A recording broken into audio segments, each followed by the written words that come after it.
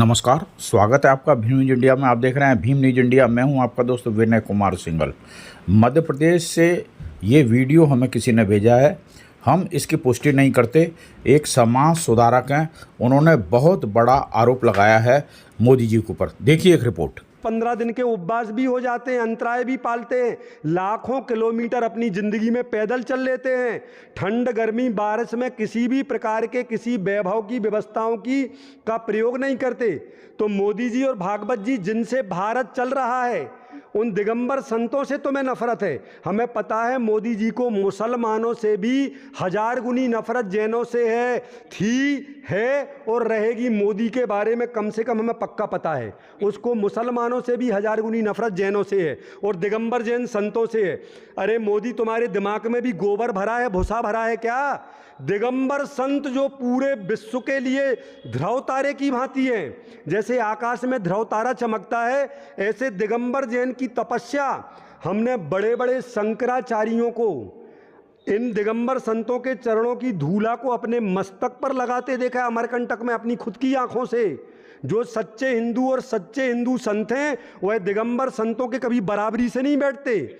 चरणों में बैठ करके उनकी धूला को, चरणों की धूला को अपने मस्तक पर। अभी आपको बताते हैं, बागेश्वर धाम आपके अभी टॉप चल रहे हैं, वर्ल्ड में टॉप मान लो, वर्ल्ड में टॉप। आज से कुछ महीने पहले मुंबई के बोरेवली में आचार्य कुमुदनंदी महाराज और एक आर्ष कीर्ति मुनि महाराज के चरणों में बैठे बैठे एक ठाकुर देवनंदी, कौन से महाराज जी, कौन से नंदी, देवकी नंदन ठाकुर जी और दूसरे बागेश्वर धाम वाले महाराज, वह दोनों दिगंबर मुनियों के चरणों में बैठ कर के आशीर्वाद, पूरा वीडियो दोनों दिगंबर मुनियों ने दोनों के मस्तक पर 5 मिनट हाथ रख रखा था। तो जो समझदार हिंदू हैं, जो समझदार, जो सच्चे हिंदू संत हैं, उनके यहाँ भी सच्चे हिंदू संत बहुत हैं। हिंदू बहुत बढ़िया हैं जो सबको लेकर के चलने की बात करते हैं। उन हिंदुओं को पता है कि भारत एक गुलदस्ता है, इसमें भिन्न भिन्न रंगों के फूलों से ही गुलदस्ता की शोभा होती है। वैसे भारत की शोभा सभी जातियों के लोगों के रहने से है। जिस दिन भारत में एक ही प्रकार का राष्ट्र बन जाएगा, एक ही जाति के लोग रहेंगे, तो आपको पता है पाकिस्तान के मुसलमान मस्जिद को भी बम बांध के उड़ा देते हैं। वह मुसलमानों को काटने मारने में लगे हैं। तालिबान, अफगानिस्तान, पाकिस्तान, बांग्लादेश जैसे हाल भारत के हो जाएंगे। याद रखना, महात्मा गांधी को भी पता था कि यहाँ हिंदू राष्ट्र नहीं चाहिए, जैसा बाला है वैसा ही चाहिए है। अगर भारत को भारत रहने देना है तो सभी जातियों के भिन्न भिन्न रंगों के फूल गुलदस्ता में होना बहुत ज़रूरी है।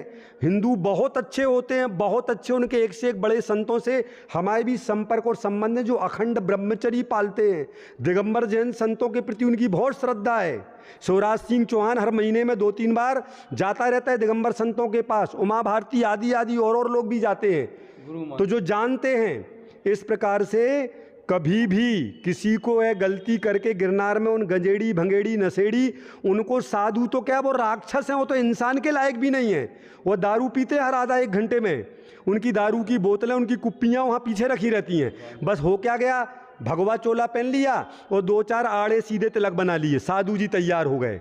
कोई क्रिया ना चर्या, ना प्रतिक्रमण, ना स्वाध्याय, ना सवेरे 3 बजे से सामायिक करना, ना एक बार भोजन पानी, 24 घंटे उल्टा सीधा मांसाहार तक खाते रहते हैं। और फिर भी ऐसे लोगों को बीजेपी आरएसएस वालों ने वहाँ पर बिठा दिया है। उद्देश्य समझ में आता है कि जानबूझ के ऐसे लोगों को बिठाया कि जैन लोग इनसे डरें। इतना टेरर क्रिएट करो, इतना टेरर क्रिएट करो, इतना टेरर क्रिएट करो कि डर के मारे जैन धर्म छोड़ के हिंदू बनना प्रारंभ कर दें। हिंदू बने, या तो तुम हिंदू बनो या फिर मरने के लिए तैयार हो जा। परंतु हम मोदी जी, आरएसएस वाले, विश्व हिंदू परिषद, बजरंग दल वालों से कहना चाहते हैं, वही चित्तौड़गढ़ याद रखना, पद्मावती, उन्होंने अपने सील की रक्षा के खातिर हवन कंड में कूद करके अपने प्राणों का बलिदान तो कर दिया था। हजारों नारियों ने, पता होगा आपको, उस कुएं में कहते हैं 40 किलो सोने की अंगूठियां मिली थी। इतनी नारियों ने मरी थी अपने सील की रक्षा की खातिर। इसी प्रकार से हम जैन लोग प्राणों का बलिदान तो कर देंगे, 3 से 4 करोड़ जैन लोग हम, परंतु हम कभी भी जैन धर्म के अलावा दूसरा कोई धर्म नहीं मानेंगे। हमें सती प्रथा और बलि प्रथा वाला धर्म सूट नहीं होता। अगर मोदी जी तुम्हारे अंदर सच्चा हिंदुत्व है, रामचंद्र शंकर जी वाला, कृष्ण वाला, कृष्ण जी ने गायों की रक्षा की खातिर पूरे गोवर्धन पर्वत को अपनी एक अंगुली पर उठा लिया था। तुम तो गौ मांस का निर्यात करके पैसा बुला के भारत को चला रहे हो। हम जब जाने तुम असली अपने माता पिता के हो, तो तुम्हें गऊ मांस का निर्यात तो ठीक है, सभी प्रकार के मांस का निर्यात बंद करना चाहिए। आज गऊ मांस के निर्यात के मामले में भारत वर्ल्ड में टॉप पोजीशन पर है। और तुम राम राज्य की बात करते हो, हिंदू राष्ट्र की बात करते हो। राम राज्य तब माना जाएगा, ड्रग्स के मामले में इंडिया टॉप पोजीशन पर है, शराबखोरी में टॉप पोजीशन पर है, व्यभिचार वेश्याबाजी में टॉप पोजीशन पर है। ये कौन सा राम राज्य और हिंदू राष्ट्र की तुम बात कर रहे हो? कौन से? मात्र भारत नाम रखने से कुछ होने वाला नहीं है।